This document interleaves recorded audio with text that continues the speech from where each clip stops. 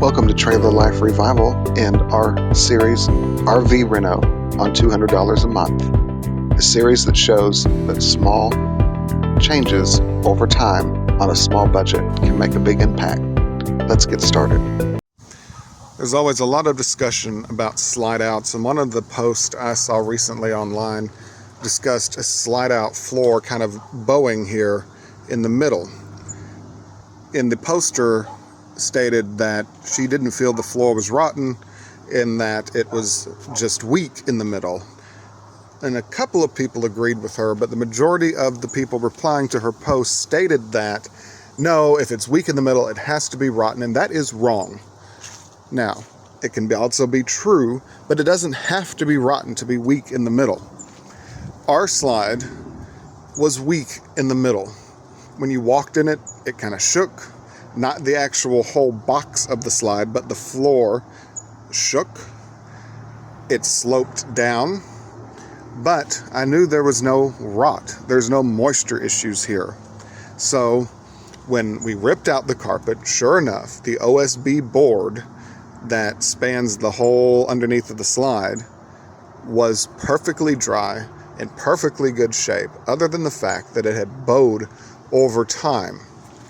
So what we did, instead of ripping the whole thing out and replacing it, we are stationary. So that makes our situation different, because slide jacks or slide stabilizers, which is what these poles here are called, are not really meant for newer RVs, because the slide mechanism that controls them, that arm you see there that goes all the way across here, that is meant to hold the weight of the slide. And stabilizers can actually be very bad for the slide if your RV is not stable. Ours is piered or blocked like a mobile home. It's even anchored into the ground. But if it's not, if the body here is not stabilized and the thing starts to rock, and that slide is stabilized, it will mess up your slide mechanism. So don't stabilize your slides until you've stabilized your RV. Otherwise, you may cause damage. Now, older RVs, that's not the case. You can stabilize the slides in older RVs because they are built differently. So to fix our wonky floor problem, I first came under here. Let me get down. Oh God, it's never easy to get down. Came under here and we put slide stabilizers in the middle. We already had the ones that go straight on the edge. On top of those slide stabilizers, we ran a 4x4 post and a 2x6 deck board on top of it. And that's about an 8-foot board. So there's roughly 2 feet of slide on either way that is not, on either side that's not supported. This little plastic here, this tarp material, that's actually the OSB decking that makes up the slide floor.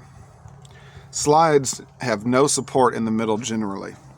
This black bar here, if you can see it behind the cables, that long black bar,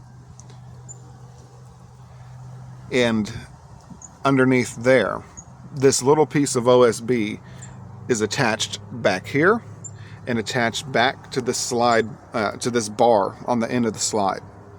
There's no support in the middle, so it's no shock that the OSB bowed over time. So doing that, we actually lifted the floor back up a little bit. It really stabilized it. And I'm gonna get up because this is killing my knees to be down here. Hold on. We also replaced the floor on the inside by just putting new flooring, new like decking, new OSB over the old OSB and screwing it all together. As I said, we treat ours like a mobile home, so it's something we were able to do.